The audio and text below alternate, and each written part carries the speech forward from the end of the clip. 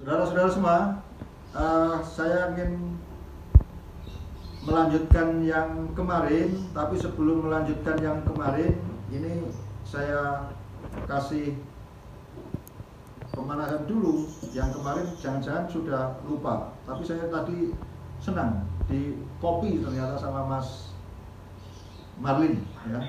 Oke, kemarin kita sudah bahas tentang definisi public relation, yaitu usaha yang direncanakan secara terus-menerus dengan sengaja guna membangun dan mempertahankan pengertian timbal balik antara organisasi itu dengan masyarakat luas. Kalau membangun itu kan apa ya, kalau kita berdiri itu kan duduk kan langsung berdiri, namanya membangun.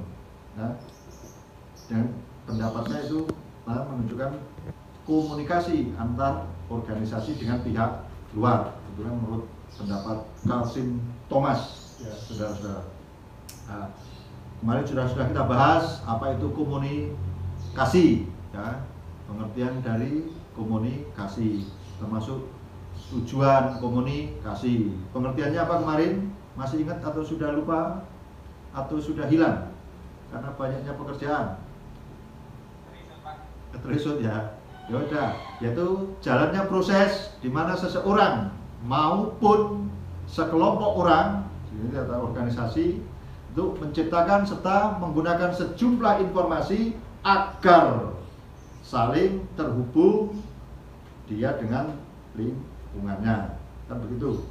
Jadi tujuannya, pengertiannya yaitu untuk menjalin hubungan agar terhubung.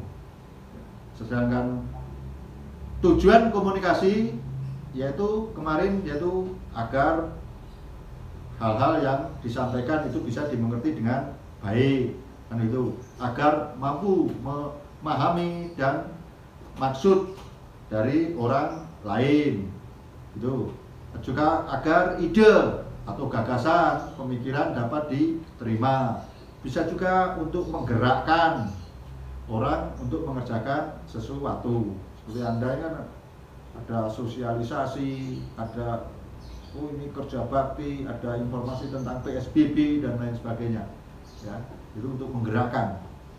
Jam sekian sampai sekian portal harus ditutup semua, karena kalau portal tidak ditutup corona masuk, kan bisa, ya. Corona takut sama portal. Dan sekarang lagi gitu ngetren nih. Saya kemarin sahu jajan tidak bisa keluar, muter-muter, portal ditutup semua gara-gara ada corona.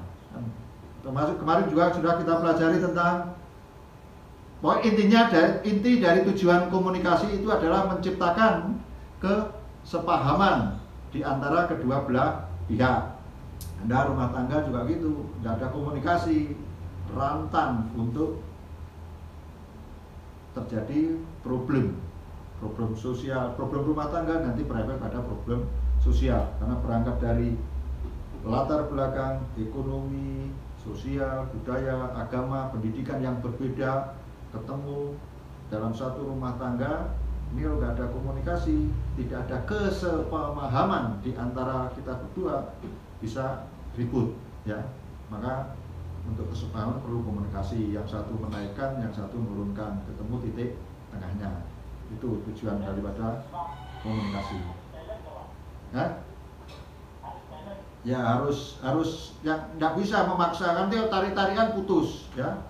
Harus yang satu egonya diturunkan, yang satu dinaikkan, kan ketemu di titik tengah, ya. Ada kesepemahaman. Enggak nanti rawan cari lagi, ya. Itu. Yang kedua, fungsi dari komunikasi, Mas Martin ini tanda-tanda cari lagi ini.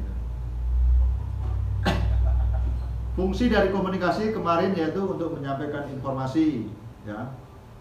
Kemarin supaya apa? Ada informasi dari dinas, dari dinastik, dari pusat atau dari wali kota dan lain sebagainya. Juga untuk menyampaikan pendapat, ide tadi, ya. Itu juga sebagai bentuk interaksi, bisa juga sebagai cara untuk membujuk atau mempengaruhi. Nah, Anda mau jadi wali kota Batu, tidak pernah komunikasi, Bagaimana Anda bisa membujuk dan mempengaruhi orang untuk mencoblos nomor urut 1 Mas Marlin? Kan nggak bisa. Ya, nanti yang dicoblos justru Mas Nanang, karena Mas Nanang yang rajin komunikasi. Oh enggak Pak, saya enggak perlu komunikasi, saya doa di malam hari sepertiga malam, nanti para malaikat-malaikat itu akan menggerakkan hati manusia untuk nyoblos saya. Ya bisa saja, tapi kan nggak ilmiah. Ya, kita harus yang ilmiah karena kita akademisi. Nanti para penjaga danyang dari Gunung Wukir, Gunung apa itu turun semua Pak untuk membantu. Ada banyak yang model gitu juga, maunya nyalek, nggak ada komunikasi. Katanya nanti dibantu sama para roh-roh lembut dari Gunung Wukir. Nah, ya sah-sah saja boleh, tapi kan yang agak ilmiah lah ya, yang agak ilmiah, karena keyakinan itu kepercayaan tidak bisa diperdebatkan kan? Tidak bisa diperdebatkan. Kemarin juga sudah kita bahas tentang macam-macam komunikasi, yaitu berdasarkan penyampaian ada komunikasi lisan, ada komunikasi tulisan. Komunikasi lisan bagaimana? Komunikasi yang terjadi secara langsung tanpa ada batasan atau jarak. Misalnya rapat, wawancara, ini tadi. Halo, ya, mana yang lainnya? Masih OTW Pak, masih cari sinyal. Sulit sinyal, dia masih cari tangga tadi untuk naik ke atas genteng. Komunikasi lisan, dua arah, ya. Yang dari pelosok kan begitu. Ini tadi ada ujian, saya uji skripsi di kampus X. Begitu saya tanyai, mati, katanya apa? Sinyalnya hilang. Wah, repot sudah. Modus. Nah, sah-sah saja kan. Makanya Anda harus cepat-cepat ini supaya cepat tentang ujian ya. Ujian jamin lulus, karena apa? Kalau pertanyaan sulit di-off-kan saja, sinyal putus Pak.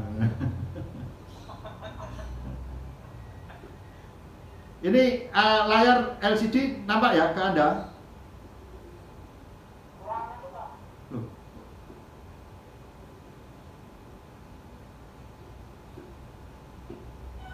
Nah, ini aja biar menambah. Oke. Sip.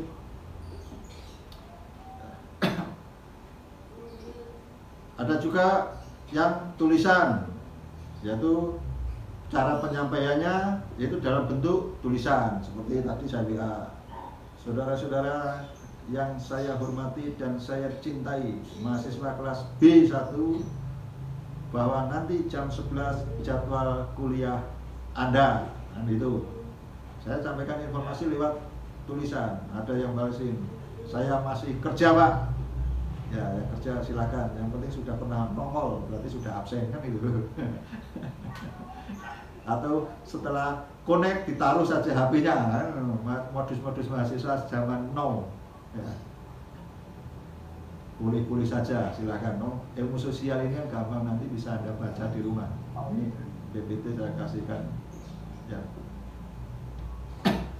Itu yang secara tulisan. Jadi berdasarkan penyampaian itu ada dua, yaitu lisan dan tulisan. Sekarang berdasarkan tujuan, yaitu dikategorikan dari beberapa, contohnya ceramah, perintah, pidato, ya, ada surat perintah, ada pembaca pidatonya si wali kota dan sebagainya. Sekarang Zoom kok mesti nungguan ya, nunggu persetujuan juga seperti Google Meet ya. Berikutnya, yaitu berdasarkan kemarin adalah ruang lingkup. Ada komunikasi internal, ada komunikasi eksternal. Yaitu jenis komunikasi yang terjadi di dalam ruang lingkup organisasi atau perusahaan. Interaksi yang ada di dalam lingkungan tersebut, itu adalah yang disebut dengan komunikasi internal. Sedangkan eksternal adalah komunikasi yang terjalin antara organisasi dengan masyarakat dunia luar atau masyarakat publik. Ya, contohnya itu konferensi pers itu tiap sore itu kita baca siapa itu gugus tugas COVID. Ya, hari ini yang orang dalam penghasilan tidak punya sekian, yang sakit sekian ODP, ora duwe penghasilan, jumlahnya sekian, kan itu tiap hari. Dan dia komunikasi keluar supaya apa? Menyampaikan kepada publik, ya, yang lain supaya takut tidak keluar. Kalau tidak gitu nanti sulit, ya, sulit. Mereka akan ke mana-mana dengan sendirinya. Bisa juga selain konferensi pers ada publikasi, ada siaran, ya, ada pameran, itu juga salah satu bentuk komunikasi. Yang keempat, kemarin macam komunikasi berdasarkan aliran, kan itu. Ada komunikasi satu arah, yaitu berasal dari satu pihak. Tuh, kalau tadi Mas siapa itu yang temannya Pak Pur tadi, Mas ya. Nah, Gus Arif kan ceramah itu kan satu arah, komunikasi satu arah. Tidak ada khotib yang diinterupsi, itu tidak ada. Jadi ngomong apa saja sudah satu arah. Itu adalah komunikasi berdasarkan gimana? Samina watokna, ya. Mas tatokna ditambahi, ya. Kalau di Kediri kan itu Samina watokna mas tatokna, ya. Gus Afif paham. Saya dulu pernah meneliti tentang pergerakan Islam di Indonesia. Jadi sama semua sebetulnya, kalau ini bersatu kuat, ya. Saling menguatkan. Jamaah itu kan begitu, saling menguatkan, bukan saling melemahkan. Yang kedua adalah komunikasi dua arah. Ini kan komunikasi dua arah. Nah, saling saut menyahut, ya, komunikasinya. Berikutnya adalah komunikasi ke bawah. Komunikasi ke bawah itu adalah komunikasi dari atasan ke bawahan. Saya berdoa semoga ini yang masuk hari ini nanti komunikasinya ke bawah semua, ya. Amin. Karena ini bisa jadi atasan semua, ya, jadi wali kota, bupati, minimal jadi kepala desa lah, ya. Minimal kepala desa, kan bisa satu arah, ya, dari atasan ke bawah, ya. Jadi komunikasi arahnya ke bawah, ya. Ada juga berdasarkan arah, yaitu komunikasi ke atas, yaitu komunikasi yang dari bawah ke atasan, ya. Semoga ini minggu terakhir lah Anda ada komunikasi ke atas, ya. Setelah Lebaran sudah komunikasinya ke bawah semua, ya. Amin. Ini bulan OTHR bulan Ramadan, doanya mustajab, ya. Yang terakhir adalah berdasarkan aliran ada komunikasi ke samping, yaitu yang terjalin antar orang yang setara. Ini kita tadi, ya mau kuliah, iya kuliah saya Pak Didi. Waduh, Pak Didi lagi bosen saya, kuliahnya lama nggak selesai. Pantat ini sampai panas duduk mendengarkan dia ngoceh, kan satu arah, ya. Pada itu, setelah mokel, gara-gara kuliah jadi mokel karena capek, ya.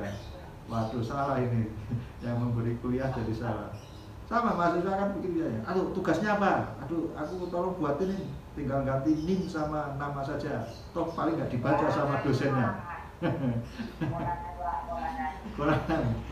Saya juga sering jadi mahasiswa soalnya, kan gitu. Kalau pas kepepet, semoga tidak dibaca sama Pak dosennya, saya ganti NIM sama namanya saja, kan gitu.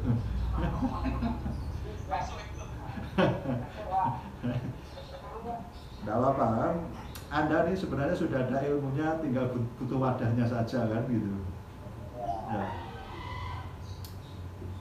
Oke, itu kemarin kita juga sudah bahas tentang pendapatnya ini siapa, Maria Goretti, ya, Maria Goretti sama apa. Nanti Anda baca sendiri lah ini, ya, pendapatnya sekolah, ya. Tuh, baca. Ini kok ada foto di sini, fotonya siapa ya?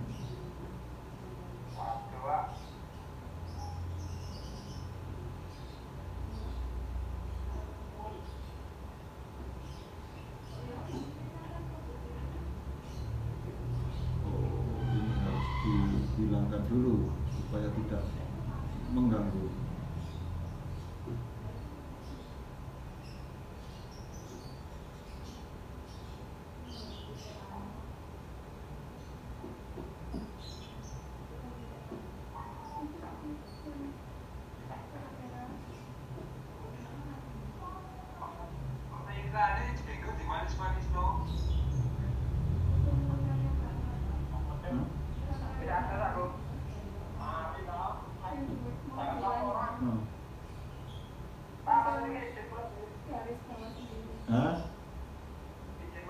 Izin ya, belum di absen kok izin titip absen. Bagi pacar Pak. Oh ya, saya nggak usah dibagiin ya. Ya. Sudah lama saya jadi fakir miskin, saya pengen kaya ini. Nanti kalau dibagiin terus nggak kaya-kaya ya, sudah bosen. Orang kaya batu ya. Ini juga sudah, Anda tinggal baca, enak sudah pengertian public relation. Ini pada fungsi manajemen. Kalau Maria ini fungsi manajemen, kemarin juga sudah kita bahas tentang Henry Fayol, yaitu POAT, kan begitu. Apa itu POAT kemarin? Planning, organizing, actualing, dan controlling. Anda harus ingat, oh manajemen berarti ingat Henry Fayol, Henry Fayol berarti ingat POAT, itu aja. Sama dengan warna pelangi, kita ingat Mijiku, Hibinium, merah, hijau, jingga, dan lain sebagainya. Administrasi publik adalah kita ingat Widro-Widul, yaitu O plus M daripada M plus B, tanda panah M, kan gitu. O-nya organisasi dan manajemen daripada manusia dan benda, tanda panahnya itu tujuan untuk tujuan negara ya. Nanti tanya harus bisa, Mas Hendro, wah jurusannya sarjana administrasi publik, SAP. Apa itu SAP Mas Hendro? Oh, SAP adalah menurut Widro-Widro adalah O plus M daripada M plus B tanda panah N. Apa? Cari sendiri di buku. Kan enak. Sama ketika ada tanya warna pelangi, sudah Mijiku Hibinium kan. Nanti ditanya sarjana administrasi publik, tanya administrasi negara apa? Garuk-garuk kepala. Bingung ya. Harus apa? O plus M daripada M plus B tanda panah N. Kata siapa? Katanya Widro-Widul kan gitu. Sama, fungsi daripada manajemen itu apa? POAT. Kata siapa? Kata Henry Fayol. Enak sudah. Anda hafal-hafal itu semua ya. Oke, ini juga mudah, belajar tinggal baca sambil tidur-tidur supaya enak mahasiswa sekarang ini. Dosennya yang sibuk, Anda tinggal ini, nanti Anda baca menurut Ucom ini juga oke, beres kemarin sudah ya. Sikap, opini kan sudah kemarin ya, ada opini publik, ada opini pribadi, opini kelompok. Opini adalah yaitu suatu pendapat atau pikiran, pandangan seseorang dalam menjelaskan atau menyikapi suatu hal, tetapi sifatnya tidak objektif dan belum tentu akan kebenarannya. Itu opini. Yaitu ciri-ciri opini itu selalu mesti subjektif, ya. Wali kota yang sekarang ini pelit, itu subjektif. Kebenarannya belum tentu, kan gitu. Belum tentu kebenarannya. Itu baru opini, yaitu menjelaskan tentang hal-hal tertentu. Sikap, kalau sikap bagaimana? Adalah keyakinan atau pendapat seseorang terkait situasi, subjek atau objek yang dicermati, yaitu sehingga menimbulkan perasaan tertentu ya. Kalau jika dia memiliki sikap yang positif, maka nanti akan menunjukkan itu rasa kesukaannya atau perasaan suka. Tapi kalau sifat sudah negatif, maka dia akan keluar ke tidak sukaannya. Aduh, dosen itu lagi, suwe wis alamat, mari-mari kan sikapnya. Kalau sikapnya positif, insya Allah seneng saja ya. Udah walaupun lama tidak apa-apa, niat ibadah.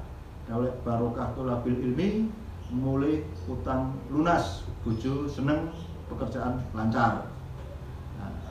Nah, barokahnya. Ini juga bisa dibaca sendiri, saudara-saudara. Sekarang adalah perkembangan daripada public relation. Kemarin sudah juga kan ini perkembangan public relation, bahwa sebagai profesi public relation mulai muncul di abad awal 20-an, yaitu lewat event led betterly, kan begitu. Akan tetapi gejala-gejala public relation itu sebenarnya sudah ada sejak zaman Nabi Adam dan Hawa. Zaman Ibu Hawa sama Nabi Adam itu sudah ada gejala-gejala akan public relation, bukan lagi pada penemuan